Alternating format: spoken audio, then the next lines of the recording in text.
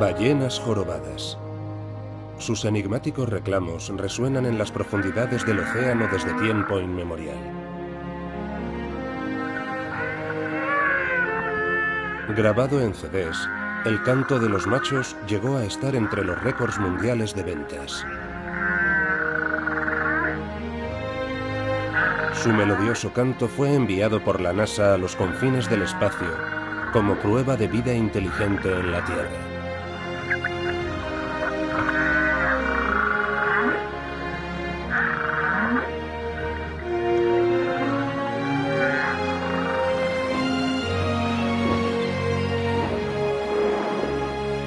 Observaremos la diversidad de comportamientos de estas ballenas jorobadas visitando sus territorios de alimentación en Alaska y también el hemisferio sur frente a la costa de Tonga, donde se aparean y tienen descendencia.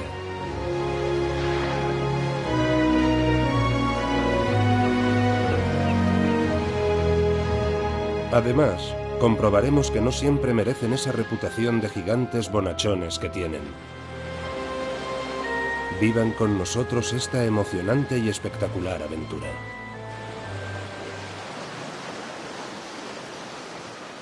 Gigantes de las profundidades.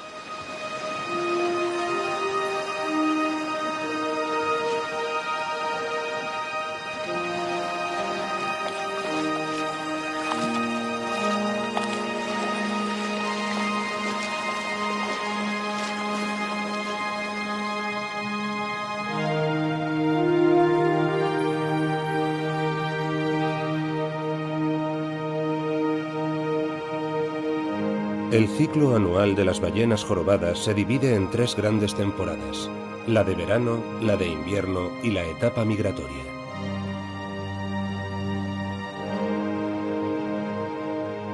Debido a las diferentes características de los lugares donde las ballenas pasan estos periodos, su comportamiento típico también varía en función de la temporada.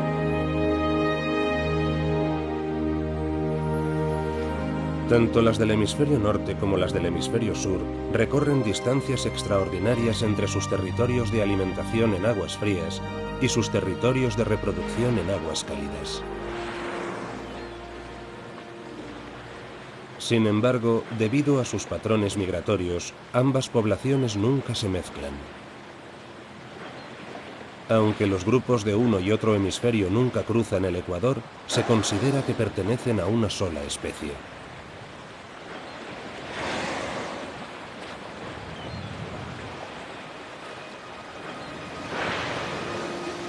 Al final del invierno, las ballenas jorobadas abandonan sus territorios de apareamiento y emigran a sus respectivos lugares de alimentación estivales.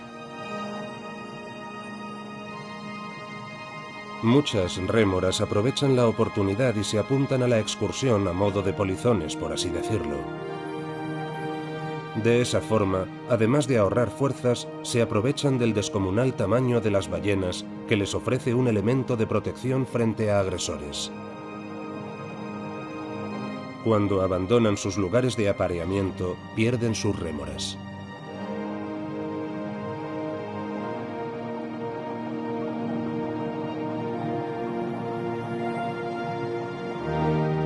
Las ballenas jorobadas son viajeras cosmopolitas. Se encuentran en todos los océanos del mundo, incluso en aguas próximas a la línea de costa. Sus migraciones estacionales siguen un patrón preciso.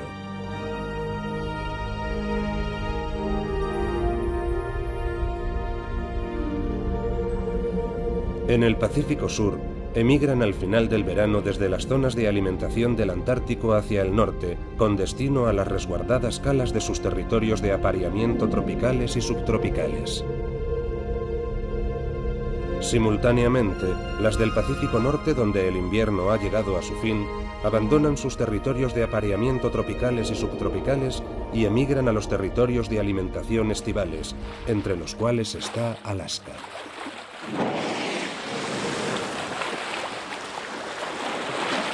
En algunos casos, estas migraciones implican larguísimos desplazamientos de hasta 20.000 kilómetros, por lo que la suya se encuentra entre las rutas migratorias de mamíferos más largas del planeta. Cuando se sumergen, el agua desplazada se eleva formando un patrón circular en la superficie. Esto se denomina huella e indica el lugar de inmersión de una ballena en las profundidades. Normalmente su velocidad media varía de 5 a 15 km por hora. Pero si es acechada o se siente amenazada, puede nadar a velocidades máximas de hasta 30 km por hora durante un tiempo. La madre y su cría prefieren llevar un ritmo más pausado. Aunque solo tiene unos meses de vida, ya se espera de este joven animal que recorra una distancia tremenda. Para que ahorre energías, la madre deja que su cría nade en su estela y avanza a la velocidad justa de las fuerzas de su cría.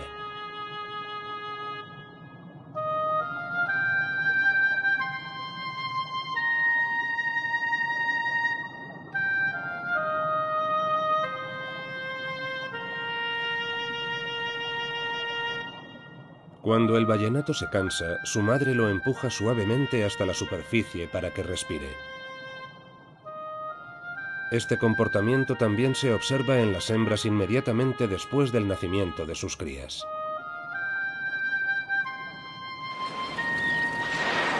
Nadie ha podido explicar exactamente cómo saben el camino que han de recorrer desde los territorios de apareamiento hasta los de alimentación. Se sabe que utilizan el campo magnético terrestre para orientarse, como las aves migratorias. Reconocen e interpretan las fluctuaciones del campo geomagnético con la ayuda de los cristales de magnetita que tienen en la cabeza. Y es posible que sepan orientarse geográficamente mediante formaciones rocosas submarinas o referencias notables sobre el agua.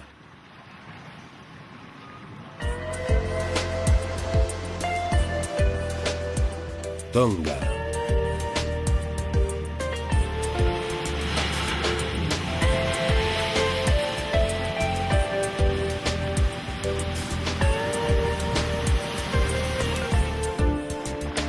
El reino de Tonga dista casi 3.500 kilómetros de Australia. Está formado por más de 170 islas, de las cuales solo 35 están habitadas.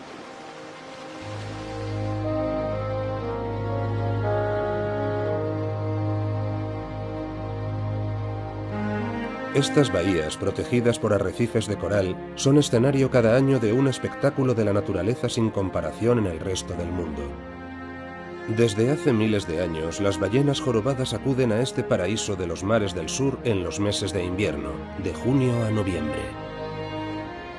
Cada año, cuando las noches se alargan y el hielo empieza a extenderse en el Antártico, ponen fin a 4 meses de frenesí alimentario y vienen aquí, donde las aguas son cálidas.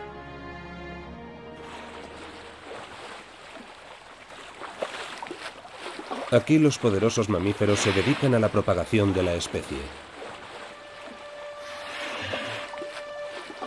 Las hembras embarazadas empiezan a parir al poco de su llegada.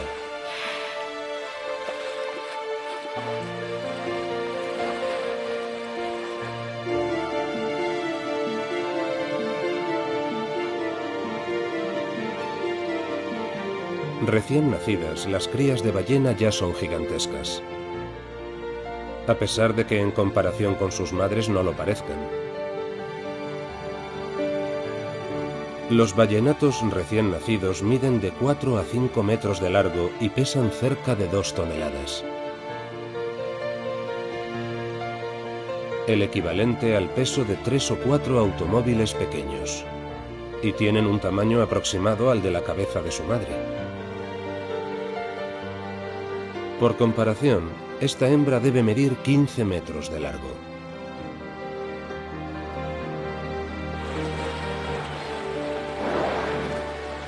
En los primeros meses de vida, la cría es amamantada con más de 100 litros de leche al día. Con un contenido en grasa de más del 40%, está entre las más nutritivas del reino animal. Gracias a esa dieta especial, en esos primeros meses de vida, el chiquitín aumenta de peso al ritmo de hasta 40 kilos al día y de longitud al ritmo de unos 40 centímetros al mes. Duplicará su peso en el primer año de vida.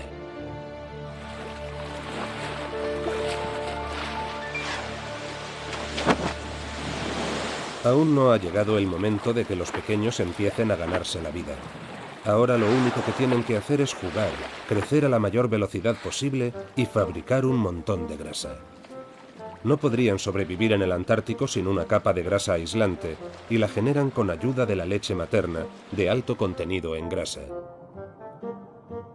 En unos pocos meses deben ser grandes y fuertes y estar preparados para la peligrosa travesía hasta las aguas polares del Antártico.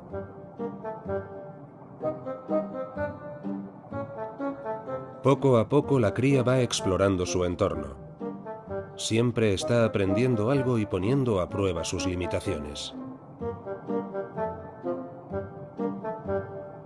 Retoza bulliciosamente como un bebé a la hora del baño, como si no supiera qué hacer con todo ese exceso de energía y entusiasmo por la vida.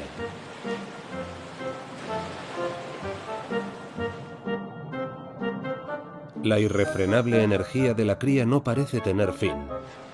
La vida es un placer para la joven cría.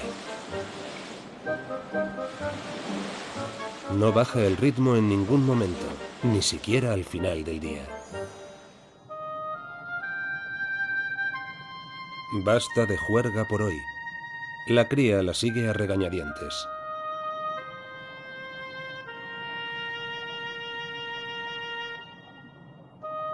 Cuando se siente insegura y necesita protección, se acurruca contra su madre. El contacto estrecho de los cuerpos es una importante forma de comunicación para los ballenatos y también el mecanismo de defensa que prefieren.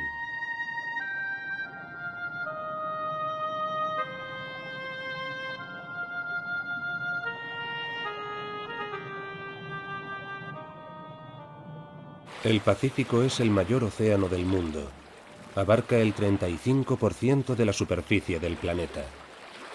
Contiene más de la mitad de todo el agua de la Tierra. Alaska y Tonga no podían ser más diferentes. En Tonga, el agua tiene una temperatura cálida muy agradable y de una claridad cristalina. El entorno perfecto para la prole de las ballenas.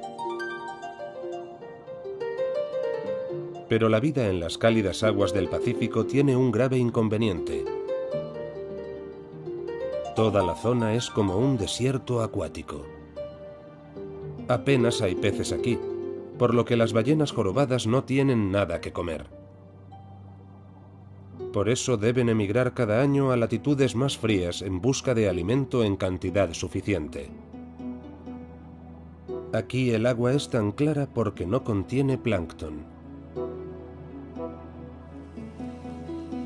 Las termoclinas, que son capas de agua con distintas temperaturas, mantienen los nutrientes atrapados a profundidades mayores.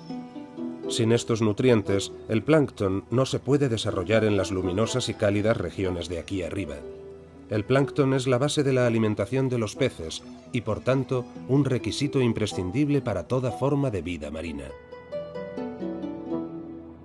A lo largo de los 8 meses que permanecen en estos territorios de apareamiento, las ballenas jorobadas no ingieren nada, ni tampoco durante el movimiento migratorio. Todo ese tiempo subsisten gracias a las reservas de grasa que han acumulado en su organismo. Resulta especialmente agotador para la hembra. Aún así, cada día alimenta a su cría.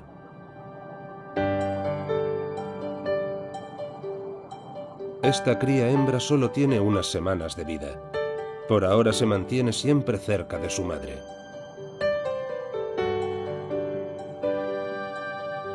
Solo se aparta de ella para ascender un momento a la superficie a tomar aire.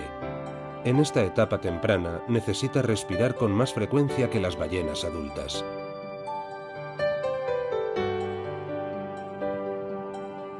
Pero aunque la madre esté descansando en aguas más profundas, nunca pierde de vista a su cría. Ella sabe el motivo. Los tiburones oceánicos de puntas blancas. Son moradores de alta mar sumamente especializados. Han aprendido a sobrevivir en las vastas extensiones del océano abierto, donde apenas hay alimento.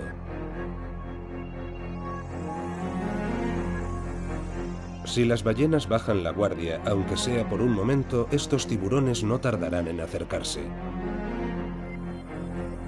Cuando ya han avistado una posible presa, no es fácil disuadirlos.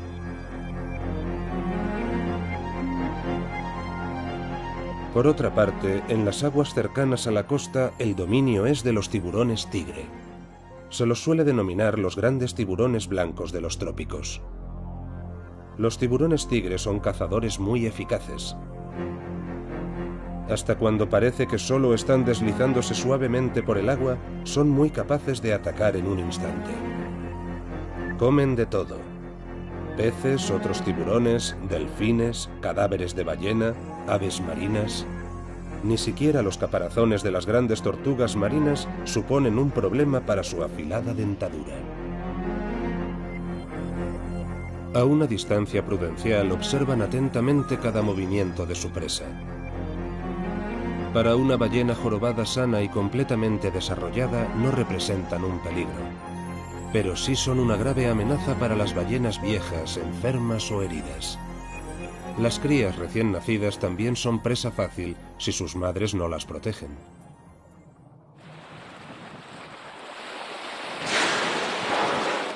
Los cetáceos barbados tienen dos orificios nasales o espiráculos, uno junto al otro. Igual que los seres humanos, las ballenas respiran con sus pulmones. En cuanto se sumergen en el agua, los espiráculos se cierran. Un reflejo les impide respirar bajo el agua. Gracias a él, es imposible que inhalen agua involuntariamente mientras duermen sumergidas.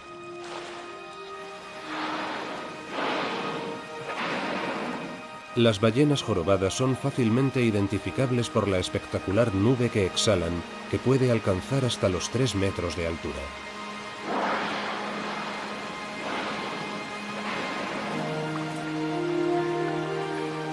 Esta nube o chorro se forma cuando el aire caliente, sometido a una fuerte presión en los pulmones de la ballena, es expulsado de golpe a una velocidad de hasta 500 kilómetros por hora.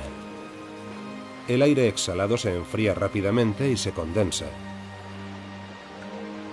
La nube está formada básicamente por aire condensado junto a pequeñas cantidades de agua salada que se acumula en las cavidades de los orificios nasales y a minúsculas gotas de mucosidad oleaginosa procedente de los pulmones.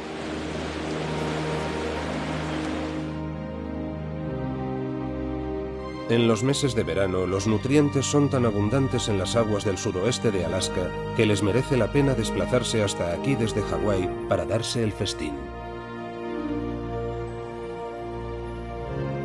Por término medio, tardan entre 30 y 40 días en migrar de Hawái a Alaska.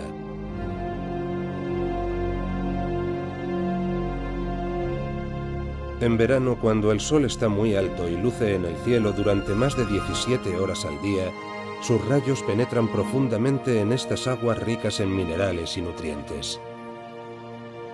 Esto es fitoplancton flotando en el agua.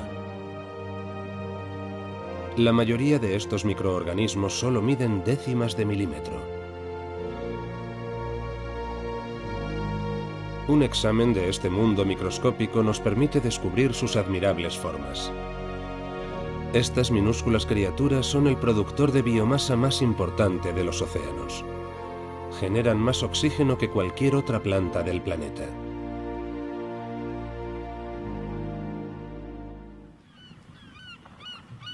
La supervivencia de todos los seres vivos depende en mayor o menor grado de estos microscópicos organismos fotosintetizadores.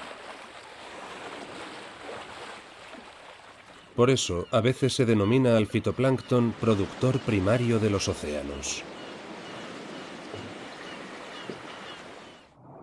El término zooplancton se refiere al componente animal del plancton.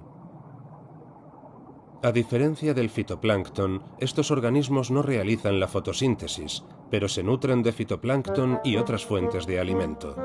El zooplancton se compone de larvas de pez, moluscos, pequeños crustáceos como el krill y medusas. El krill engloba todos los crustáceos con forma de camarón o percebe. Cada espécimen solo mide entre 8 y 70 milímetros de largo. Un cardumen de krill puede estar formado por hasta 10.000 especímenes por metro cúbico y ocupar una extensión de varios kilómetros.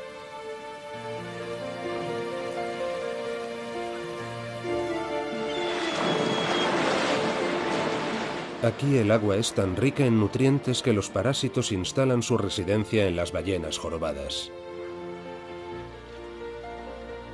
Como éstas se encuentran entre los nadadores más lentos del océano, estos percebes suelen adherirse a su cabeza, sus aletas y su cola. A veces incluso aparecen recubiertas de manchas amarillas causadas por algas diatomeas.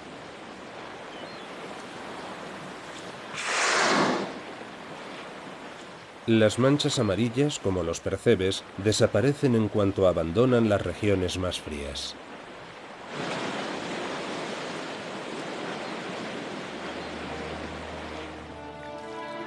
A diferencia de los mares que rodean Alaska, aquí en Tonga la agradable temperatura del agua oscila entre 24 y 28 grados centígrados. Cuando las ballenas se acaloran en exceso debido a sus capas de grasa aislante, no tienen más que elevar su cola fuera del agua. Aunque parecen hacerlo sin esfuerzo, la cola horizontal de las ballenas jorobadas pesa varias toneladas. El aire enfría los capilares sanguíneos bajo la piel de su aleta caudal. La sangre enfriada vuelve a fluir al resto del cuerpo y hace descender la temperatura general. Esta cría trata de imitar el comportamiento de su madre, pero no es tan fácil como parece.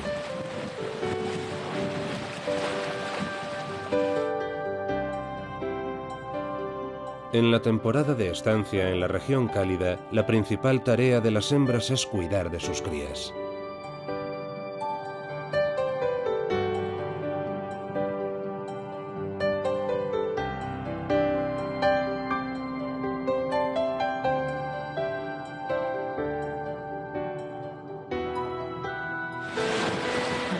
Por su parte, los machos pasan la mayor parte del tiempo intentando impresionar a los otros machos, atraer a las hembras y repeler a los rivales. Rebosantes de energía y testosterona, los machos desafían a sus adversarios con espectaculares demostraciones de fuerza.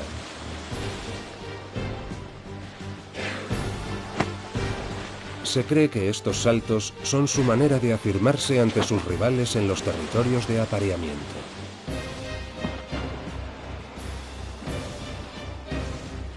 Es una demostración de poder y dominio verdaderamente impresionante.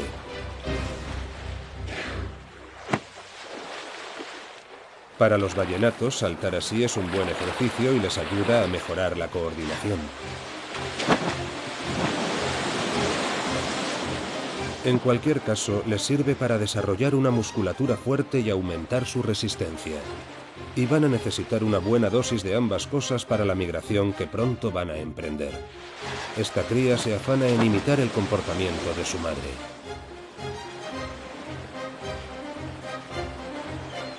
En los territorios de alimentación, un solo salto puede marcar la escisión de un grupo de alimentación. A partir de ahí, dejan de alimentarse en ese lugar. La manada de ballenas emprende la retirada. Dependiendo del alimento disponible, el grupo puede dividirse en grupos más pequeños o disolverse por completo.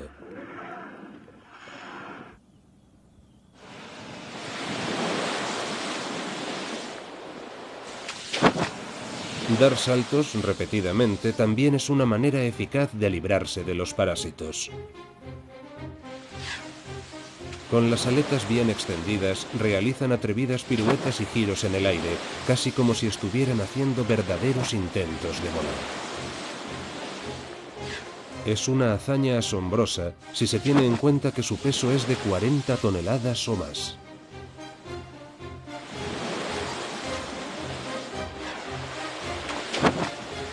Es comprensible que parezcan algo cansadas después de realizar varios de estos saltos.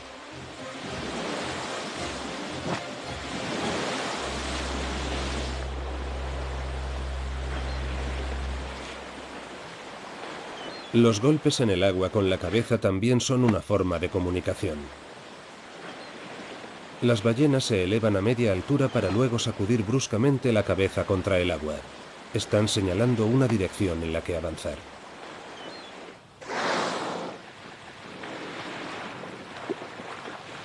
En este periodo no han comido absolutamente nada.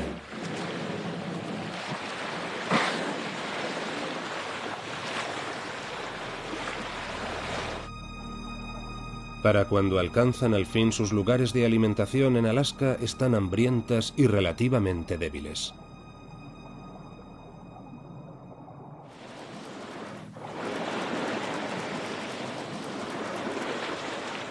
Ha llegado la hora de comer. Sobre todo durante las primeras semanas, lo único que hacen prácticamente es comer día y noche.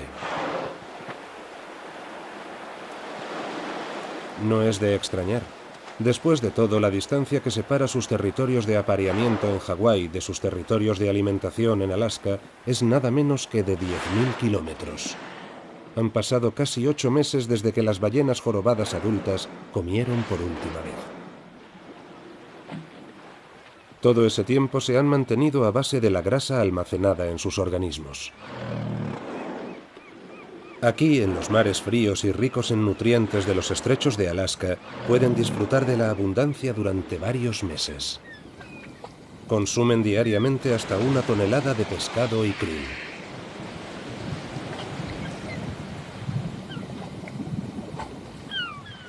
Las ballenas saben por experiencia que encontrarán gigantescos bancos de arenques en los estrechos.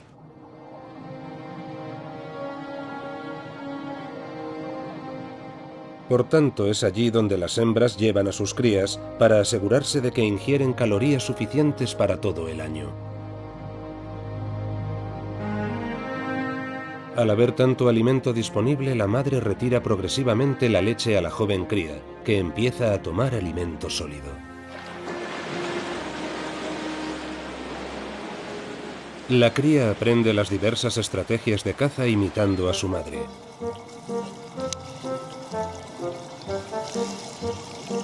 Al principio no es fácil hacer una red de burbujas.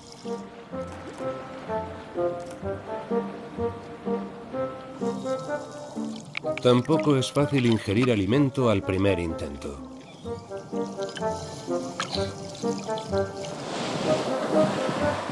A pesar de ello, la cría parece encantada con sus primeros intentos de captura.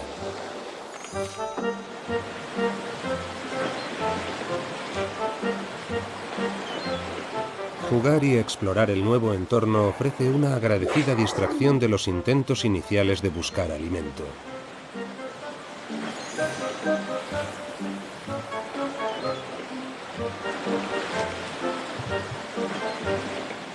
Y mientras juega, la cría sigue adquiriendo fuerza y mejorando su coordinación.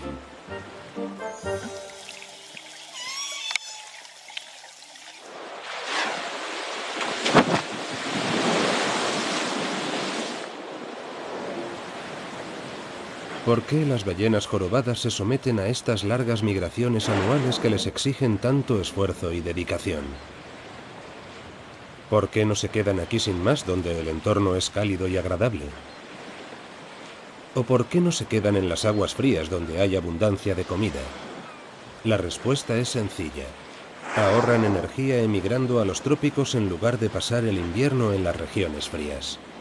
Aquí el agua está mucho más fría en invierno. Los ejemplares completamente desarrollados tienen una capa de grasa de unos 15 centímetros de grosor.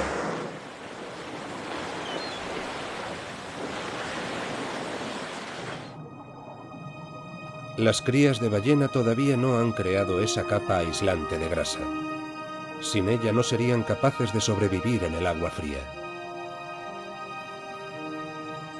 Necesitan un entorno rico en nutrientes y altamente productivo para satisfacer su descomunal necesidad de alimento en muy pocos meses.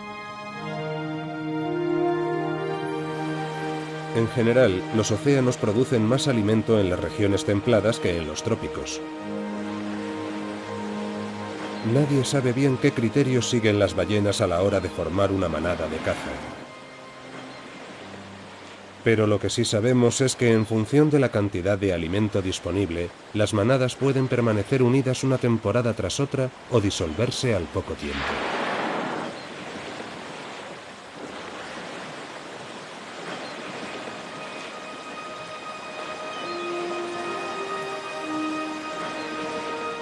Esta es Stubby. No sabemos qué le pasó en el lóbulo derecho de su aleta caudal.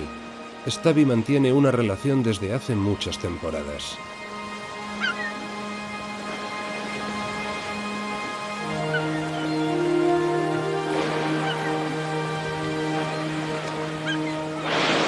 Ella y su amigo Buddy siempre se alimentan juntos. Su herida se ha curado y no parece que le impida moverse bien. No está claro de qué manera se benefician mutuamente. Stubby ha sido avistada con frecuencia en Hawái y a la temporada siguiente en Alaska.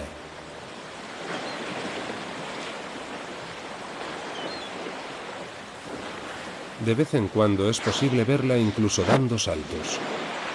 Nadie supo durante mucho tiempo si Stubby era macho o hembra, hasta que un día regresó de Hawái con una saludable cría a su lado.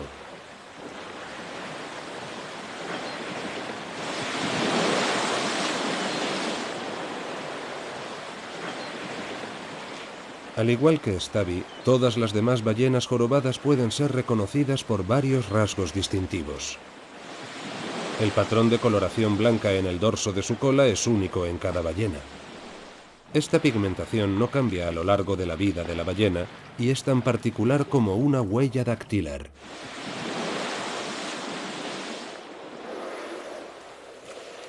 La pigmentación de la panza también es única en cada ejemplar y sirve para identificar a cada ballena. En una reducida manada de caza, formada por ejemplares tan reconocibles como Stubby y Buddy, la observación del comportamiento alimentario de sus miembros resulta especialmente fácil. En esta maniobra de caza, Stubby siempre asciende verticalmente colocado a la derecha de Buddy, mientras Buddy asciende en posición lateral. Los miembros de la manada reproducirán durante años la misma coreografía.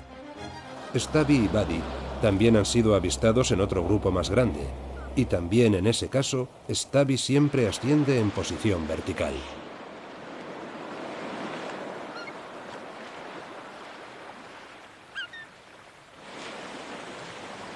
Aquí en Alaska, incluso después de inmersiones profundas, las ballenas jorobadas solo descansan un rato en la superficie y vuelven a sumergirse.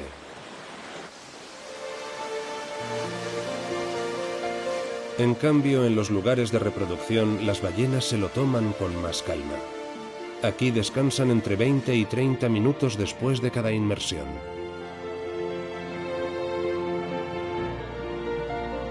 Normalmente duermen cerca de la superficie o directamente en ella, ya sea de día o de noche.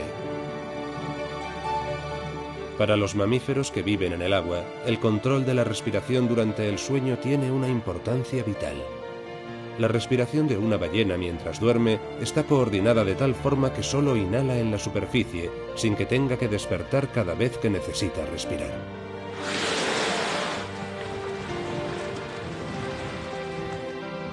Esa es la razón de que los hemisferios de su cerebro se turnen durante el sueño. Uno duerme mientras el otro permanece alerta.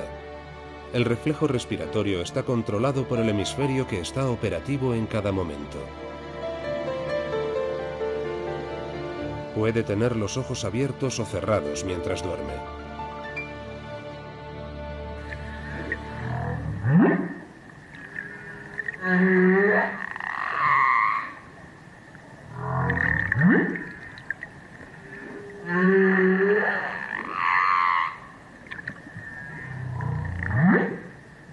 Estos cantos de apareamiento solo son interpretados por los machos y únicamente en los espacios de reproducción.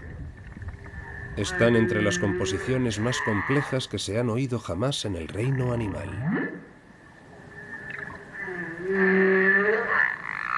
Los machos entonan estos cantos para atraer a las hembras.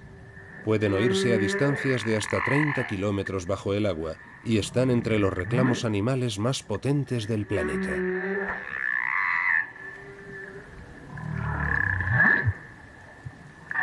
Durante años no se supo cómo articulaban estos sonidos las ballenas.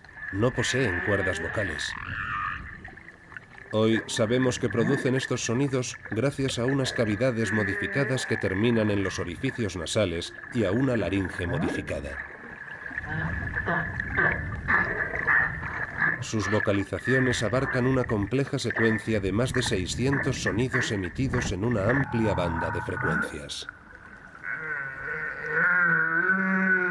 Cada una de sus canciones se divide en estribillos que repiten a intervalos regulares. Una sola canción puede durar entre 6 y 35 minutos. Un concierto completo hasta 24 horas. Solamente existe otro animal con una capacidad creativa semejante, y es el ser humano. El océano se transforma en una sala de conciertos.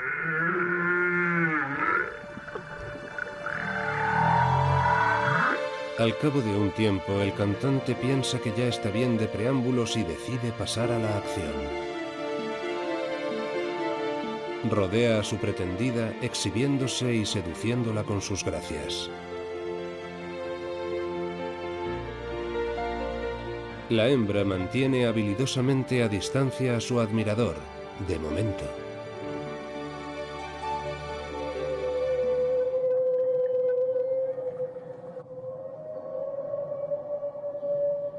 Estos extraños sonidos también los emiten las ballenas jorobadas. Sus enigmáticas melodías resuenan en las ensenadas de los estrechos de Alaska. A diferencia de los cantos que se oyen en Tonga, estos no son reclamos de apareamiento, sino parte esencial de una complicada técnica de caza.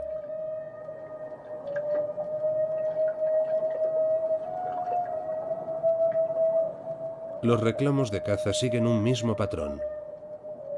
Después de un último reclamo en tono ascendente, se produce un breve silencio, y de repente las ballenas surgen entre las aguas revueltas con la boca abierta de par en par.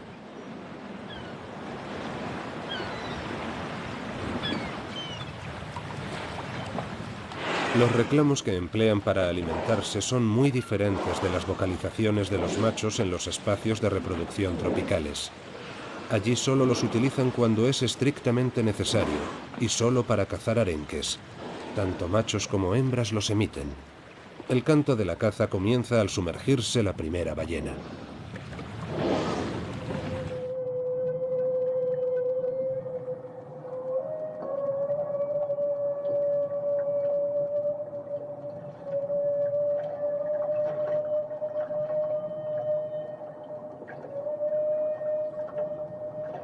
Los especiales reclamos de presas de las ballenas jorobadas en Alaska oscilan en un rango de frecuencias de entre 360 y 988 hercios. Es precisamente el rango de frecuencias que suscita la respuesta más potente de los arenques, ya que causa el pánico entre ellos. Cuando surge un peligro, los bancos de peces nadan más juntos, formando una densa masa. Esta reacción instintiva finalmente será su perdición.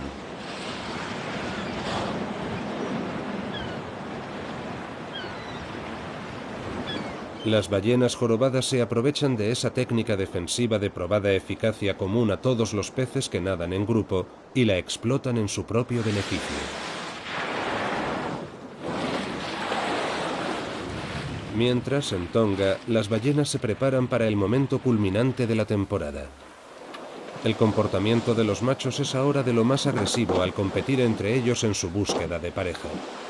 Batallan ferozmente por el privilegio de acompañar a una hembra en celo.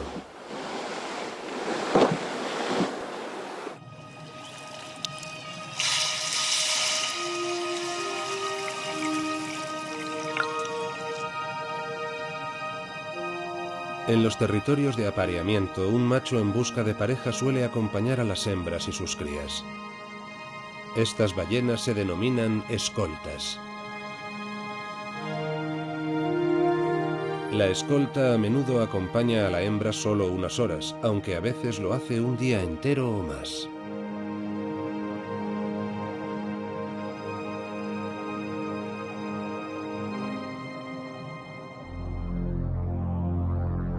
De repente, la situación cambia.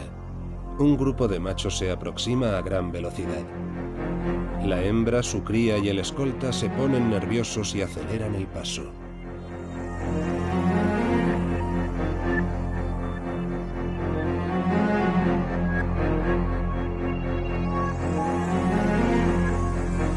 Uno de los acechadores pasa a la ofensiva y ataca a su oponente.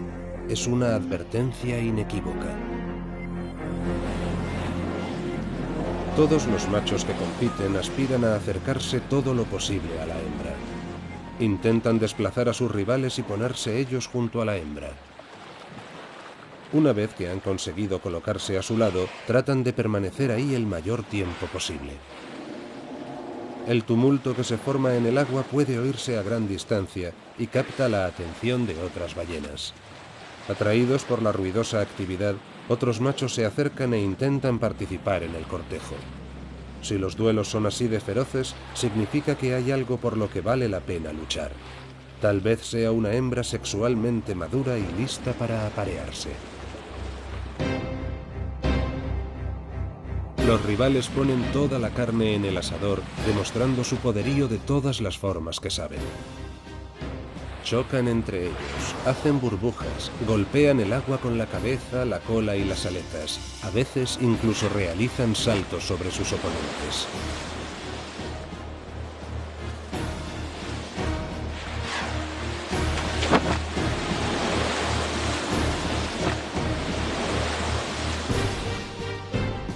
La situación se torna muy peligrosa para la joven cría. Es el momento de retirarse. La hembra intenta llevar a su cría a un lugar seguro. A los machos que la persiguen les da igual el bienestar de la cría. Si el pequeño quedara atrapado entre los rivales, podría resultar fácilmente aplastado.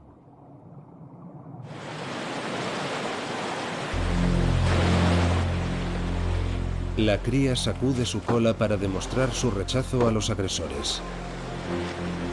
Intenta impresionarlos, como ha aprendido a hacerlo de su madre. Pero los machos no parecen tenerlo muy en cuenta. Ahora la madre también empieza a golpear a los asaltantes con su aleta caudal.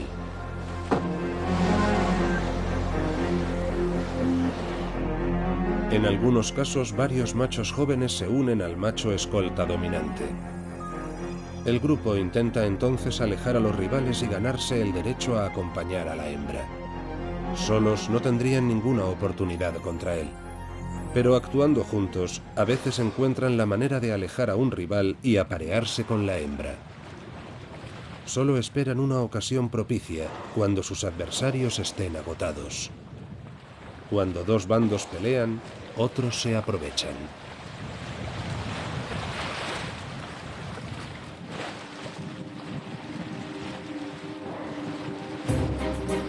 Los rivales han vuelto a la carga. Ahora vuelve a ser uno contra el resto. Para evitar que los machos se apareen con ella, la hembra se gira sobre su lomo. Pero todos los machos saben que lo único que tienen que hacer es esperar. Tarde o temprano, la hembra tendrá que darse la vuelta otra vez para respirar. De nuevo, el macho escolta intenta mantener a todos sus rivales alejados de la hembra y su cría. Una cortina de burbujas obstruirá por un tiempo la visión de sus adversarios. Parece una situación límite para la madre y la cría. Cada vez se incorporan más machos a la pelea. Los agresores están en una posición de superioridad. Es imposible describir lo selectivas que son las hembras a la hora de decidirse por un macho o saber los criterios que aplican para tomar esa decisión. Elegirá al macho más fuerte, al que pueda aportar los mejores genes a su descendencia para optimizar sus oportunidades de supervivencia. Luego, como respondiendo a un mensaje secreto, la persecución termina tan de repente como empezó. Vuelve a hacerse la calma y todos se van por su camino.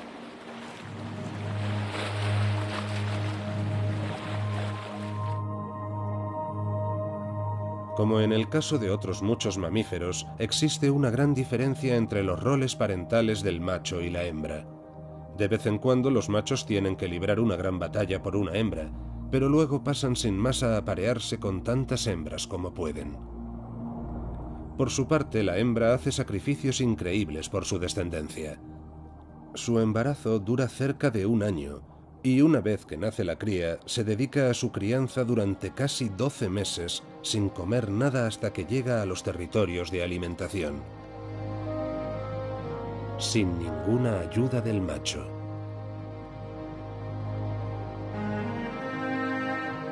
En los primeros 6 meses, la cría no ingiere otra cosa que leche materna.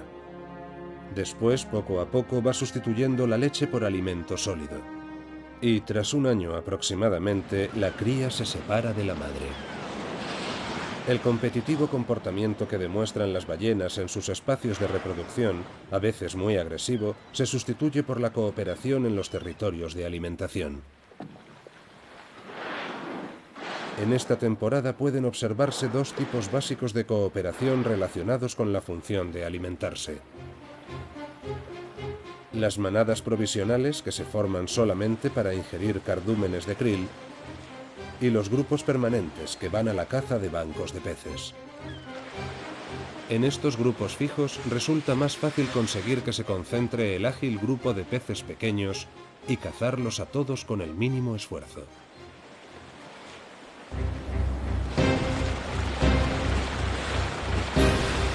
Las toscas barbas de las ballenas jorobadas son especialmente adecuadas para atrapar el krill y los peces pequeños que nadan en bancos. No pueden comer nada de mayor tamaño.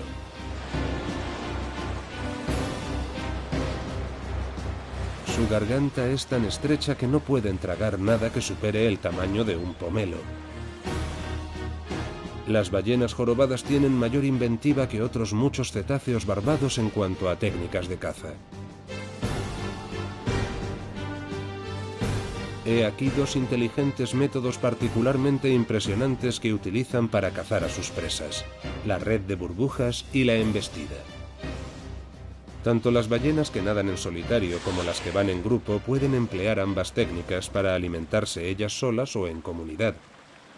Para ello es imprescindible un complejo sistema de organización y comunicación del grupo. La estrategia de caza más fascinante de todas es probablemente la red de burbujas. Las ballenas jorobadas son las únicas ballenas que la utilizan, y solo lo hacen en Alaska.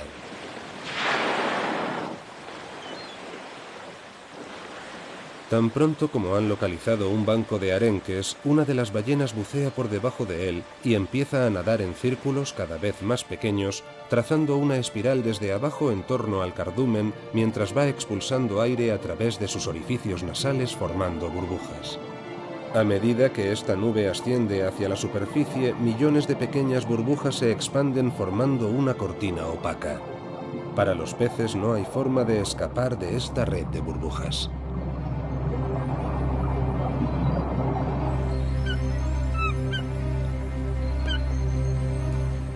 Una vez formada la red, las ballenas jorobadas nadan hacia arriba en vertical por el interior del cilindro de burbujas con la boca completamente abierta hasta que salen a la superficie. Un solo ejemplar puede formar una red de burbujas de unos 4 metros de diámetro y sabe aprovecharla muy bien. Si hay abundancia de arenques, se formarán nutridos grupos de ballenas hasta de 20 ejemplares para participar en la expedición de caza. La red de burbujas que forman puede llegar a tener más de 25 metros de diámetro.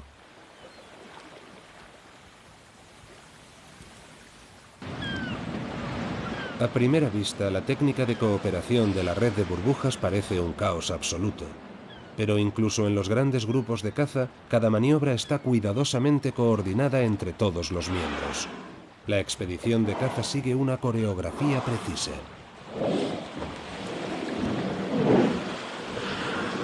Invariablemente, una de las ballenas se sumerge primero y crea la red de burbujas. A continuación, otras ballenas se sumergen y la siguen. Cada miembro del grupo ocupa siempre el mismo lugar. Es prodigioso que ninguna resulte herida en este organizado caos. Dependiendo del tipo y la cantidad de alimento y su distribución, la composición de estos grupos de caza puede cambiar o permanecer estable durante periodos más largos, lo que resulte más ventajoso. En algunos casos, una ballena dominante o con mucha experiencia asumirá el liderazgo en grupos distintos en días diferentes. A través de la cooperación, un grupo variopinto de individuos pasa a ser una compleja unidad social con una meta común: conseguir presas de la manera más satisfactoria y haciendo el menor gasto energético posible.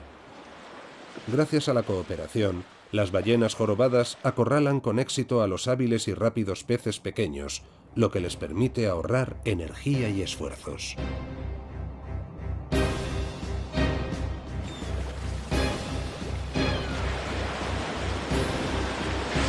Los aterrorizados arenques saltan fuera del agua en un intento desesperado de escapar. Pero no tienen ninguna posibilidad. Los que consiguen zafarse de las mandíbulas de la primera ballena van a parar directamente a la boca de la siguiente o al pico de una hambrienta gaviota.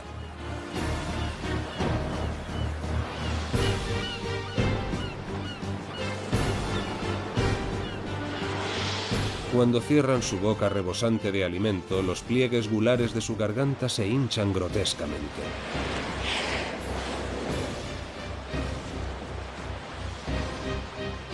De esta manera son capaces de acumular hasta 40.000 litros de agua y alimento. Al cerrar la boca, las ballenas usan la lengua para empujar el agua contra las barbas con forma de peine. Los arenques y el krill quedan atrapados en las barbas y finalmente son tragados. Una técnica tan sofisticada como esta es producto de una inteligencia extraordinaria y del trabajo en equipo.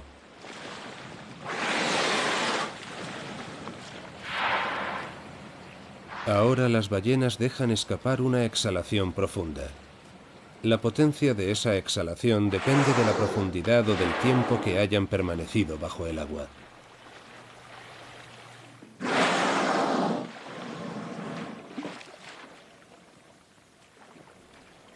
La otra técnica que también emplean las ballenas jorobadas para alimentarse se denomina embestida y consiste en recorrer a una velocidad lenta y constante las aguas ricas en nutrientes con la boca completamente abierta. Este método no requiere ninguna estrategia especial y con él capturan sobre todo krill de natación lenta, fundamentalmente en las zonas donde la comida está más dispersa.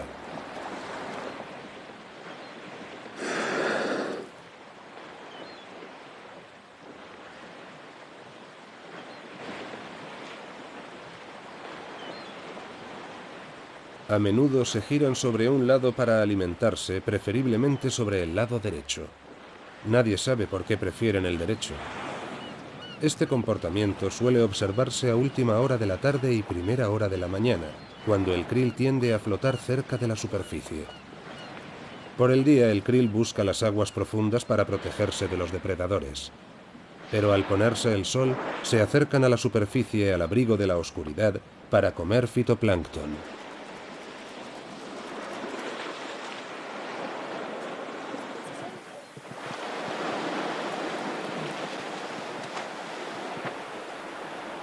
Si hay suficiente cantidad de krill en la superficie, lo normal es que varios ejemplares sumen fuerzas para colaborar en la denominada técnica del escalón.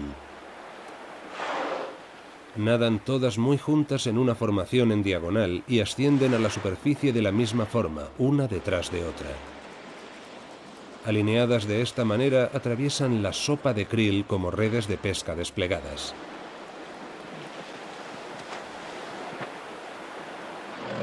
Al colocarse así, cada ballena se beneficia de la presa que se le escapa a la que va delante. La presa se ve atrapada en la estela del cuerpo de la ballena y arrastrada sin remedio hacia la que viene detrás. Otras especies se benefician también de las estrategias de caza de las ballenas. Para conseguir algo de krill, que normalmente nada a profundidades inaccesibles para los falaropos picofino, estas aves utilizan un truco especial. Cuando una ballena jorobada ya ha comido y decide sumergirse, su cola desplaza gran cantidad de agua. El krill queda atrapado en el torbellino que se forma y es ascendido a la fuerza a la superficie. Allí las aves consiguen capturas fáciles. También pueden esperar a que las ballenas formen una de sus redes de burbujas. Las burbujas en su ascensión también hacen emerger el krill.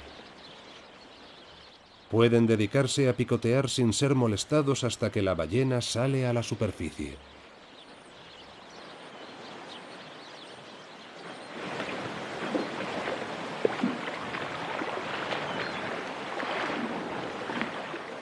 Cuando la temporada de caza se acerca a su fin y las ballenas han comido hasta la saciedad, dejan de centrarse exclusivamente en alimentarse.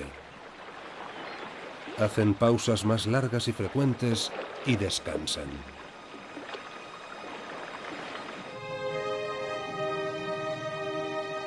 Mientras tanto, en Tonga también se han calmado las cosas. Hasta los impetuosos machos están más tranquilos. Se acerca el fin de la temporada y hay que ahorrar fuerzas para la larga migración a sus territorios de alimentación en el Antártico.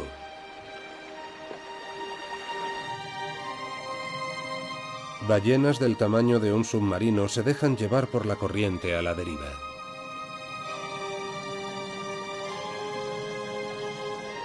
Los enormes mamíferos permanecen sumergidos así, aparentemente ingrávidos, por periodos de hasta media hora. En apariencia no mueven un solo músculo dentro de sus gigantescos cuerpos. Puede que sea la manera de reservar fuerzas para actividades más importantes, o que simplemente hayan decidido tomárselo con tranquilidad durante un rato.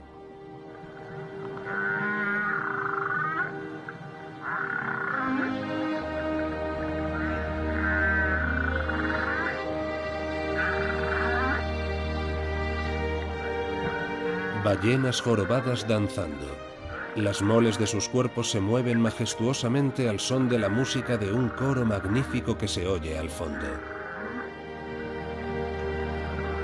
A pesar de toda la labor de investigación realizada sobre sus cantos, estas lastimeras melodías que resuenan en las profundidades de los océanos tropicales del mundo nos siguen desconcertando.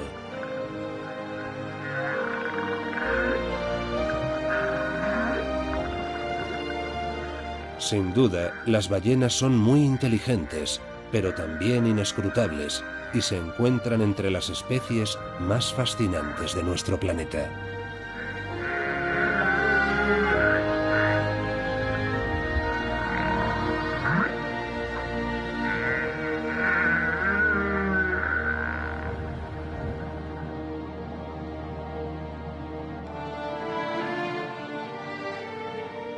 Los balleneros siguen surcando los océanos en busca de beneficios. Al amparo de la investigación científica, algunas naciones que se consideran civilizadas siguen cazando y matando a estas criaturas maravillosas. La carne de ballena está tan contaminada en la actualidad que prácticamente no es apta para el consumo humano. Sin embargo, prosigue la cacería sin sentido.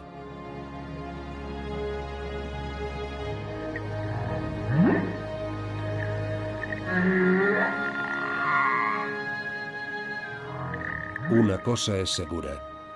Cada vez que matan una ballena, la naturaleza pierde una de sus criaturas más asombrosas.